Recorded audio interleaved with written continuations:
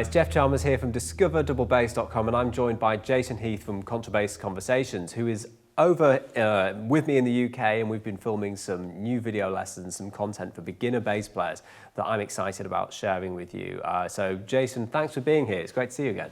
It's great to be here. This is actually my first time in the UK, and I've had such welcome. a lovely time. And to spend time with you and the whole team and what you do, just the level of what you do is incredible, and I'm honored to be a part of it. Oh, it's been fantastic having you here, and thank you for saying that. It's really kind. Jason, we've been filming lessons for beginners and some for more intermediate players. And I've been interested to learn about your approach to essentially what fingering methods you're using and what you're recommending to people, how you're thinking about positions, which I really liked the labeling that you use. And I just wondered if you could maybe share with the folks at home a little bit about how you're approaching it and how you would recommend your students learn, and whether, Simandl, Rabbath, what's the way that you're putting it all together and presenting it to people? Yeah, I mean, like many people, I grew up using the Simandl method, and that's so common. Even Gary Carr started with the Simandl method. Who taught you? Sorry to jump in. Oh yeah, so I grew up in Sioux Falls, South Dakota, in the Great Plains of the United States, and my first bass teacher was the principal bassist of the South Dakota Symphony, named Charles Kreitzer, outstanding player and teacher, and he was also an amateur, or is an amateur luthier. He actually restored my first bass, and he studied with a great bassist named James Clute of the Minnesota Orchestra. He's kind of a legendary bass teacher. He's taught so many people. One of these names, they're like, oh yeah, Clute. I studied with Clute, and I went and studied with Clute a little bit. But so Charles Kreitzer, Chuck Kreitzer, he started me on the Simandl method. Book 1, half position, playing, open, 2, 1, 4 on all the strings, opening that hand, go up to first position. Did he do the Pops Rosin thing? No, nothing like that. He was great. He was giving me solo music right off the bat. But in terms of method books, it was Simandl Book 1 and it was Simandl 30 Etudes, and that's just a very common way to start the bass. Yeah, and one of the times I can remember hearing about you again, Jason, more recently was as a student looking into the Rabbath technique. And one of the most common, if you search for a Rabbath technique, your video that you shot with Hans Sturm, it's so wonderful. And think how many views that's had. I've watched it loads of times. I can remember when I found it, and obviously I knew you from the podcast already, but it was the first time I'd seen you on YouTube, I think. And Hans is, obviously an incredible player and teacher, and hearing you guys talk about the Rabbath technique, I remember thinking, wow, this really makes a lot of sense. But yeah, that was how much of that is in your playing? Well, it's funny, because I am definitely, it's funny because I talk a lot about the Rabbath technique, and the choruses we've been filming have worked in those positions, but I'm definitely not from that school originally. And that video you're referencing, I love that video. It's from the mid-2000s, and my cats are in the background jumping up and down, and Hans is showing me these different positions. And this is around, I had written a blog post, maybe 2005 or something, being somewhat critical about the Rabbath technique. Not really, but I think that's how people could have thought about it. So Hans and I got together and he just wanted to explain it a little bit more. Now, between writing that blog post and that video, I had started to explore the Rabbath technique in my teaching more. And what I found was I used to teach students the way I was taught. So I literally, Simandl Book 1 and Simandl 30 Etudes, and I could see the life drain out of their eyes as those came on the stand, because I think page 2 or 3 of Simandl is this.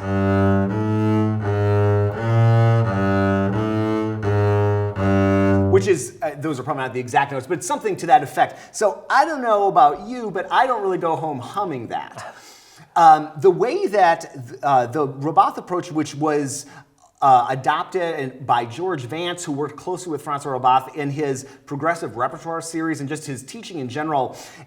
George Vance, who's someone I just can't say enough good things about, he fused Rabbath pedagogy with the way that Suzuki approaches the various instruments. So it's kind of the Suzuki approach that you might use on violin or cello or also bass with the Rabbath positioning system. And the beautiful thing about that approach is it starts people here at the neck block. And instead of playing It starts with...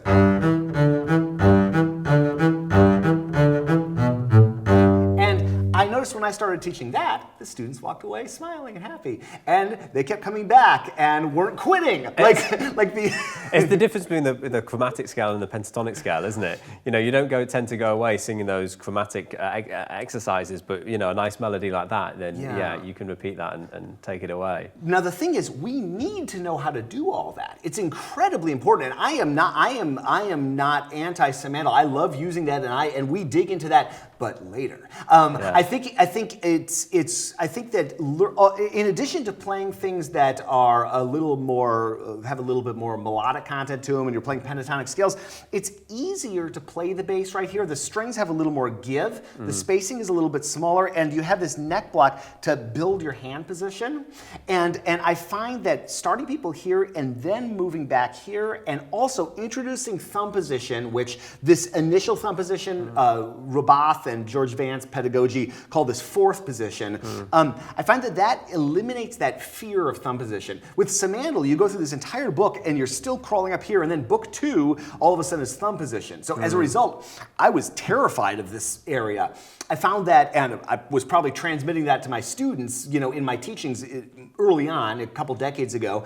I found that introducing it early, there's no fear. It's actually easier to play up here in many ways. And it's a mirror image of first positions. You can learn a lot of the same pieces in both spots.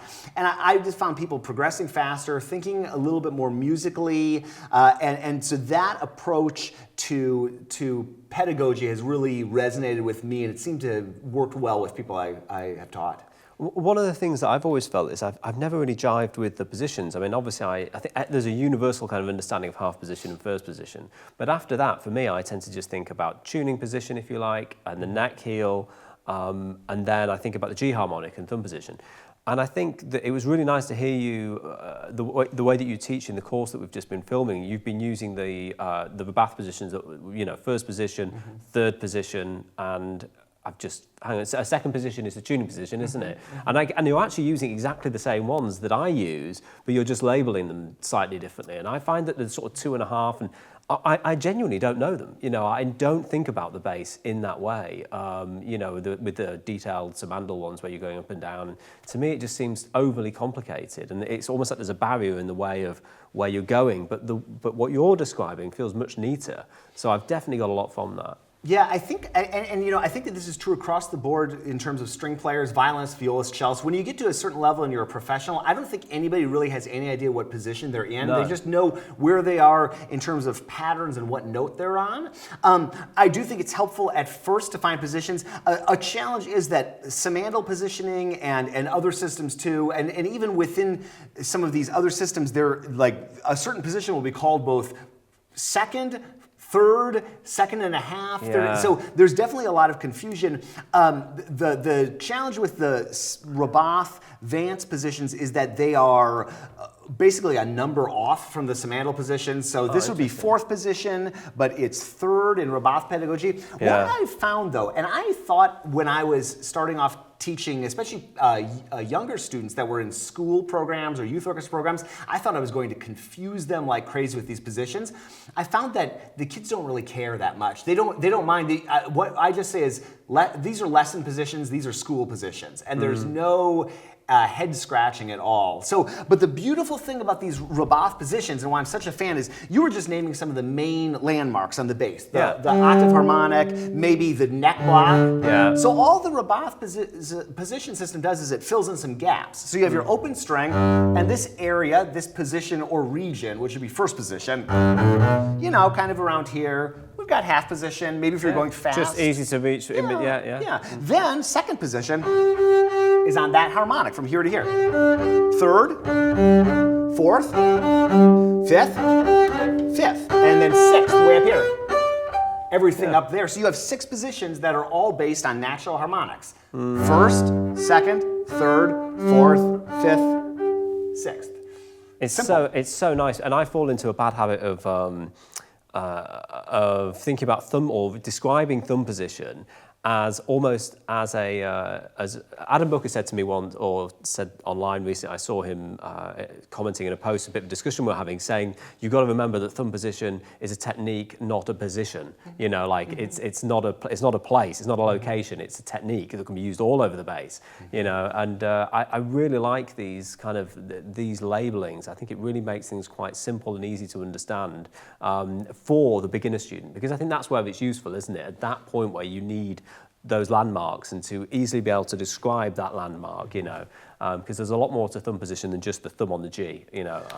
Yeah, and I think your recent course with Marcos Machado, exploring the bass, is the way that I think professionals start to think about the fingerboard, and really anything can be done anywhere depending on context. But I do think that having a foundation is important. And yes, I play thumb all the way back here. I'll play orchestral excerpts that require it, you know, there, and I'll do all sorts of things, and I'll use third finger down here, or all sorts of things. But I do think it's nice to. I appreciate the clarity of those 6 positions, and I as soon as I started using that in my teaching, I think it helped my playing too, because it really did kind of ground me to certain places on the bass. So I found it helpful in just conceiving of the fingerboard personally too. Yeah, well, it's been a real pleasure to hear you teach, Jason, and I love listening to and watching other bass teachers present the fundamentals, because I think you always learn something from that. I mean, obviously, you know, you hear one of the greats, Marcos Machado, talk about thumb position technique. It's going to be wild. You're going to learn a lot. But I think there's something about people focusing on the fundamentals that's really interesting to me, to hear how they describe them in different language that's more, you know, that's easier to understand. And hopefully the whole bass community is growing all the time as we're kind of, as we're developing and our use of language. And I think, yeah, you did a fantastic job. So thanks so much for coming across this week, and thank you for watching. And if you want to learn more from Jason, he's got, there's a whole bunch of stuff over on Discover Double Bass, but he also has a wonderful podcast called Contrabass Conversations. So links for both of those will be below. Thanks for joining me, Jason, and we'll see everybody next time.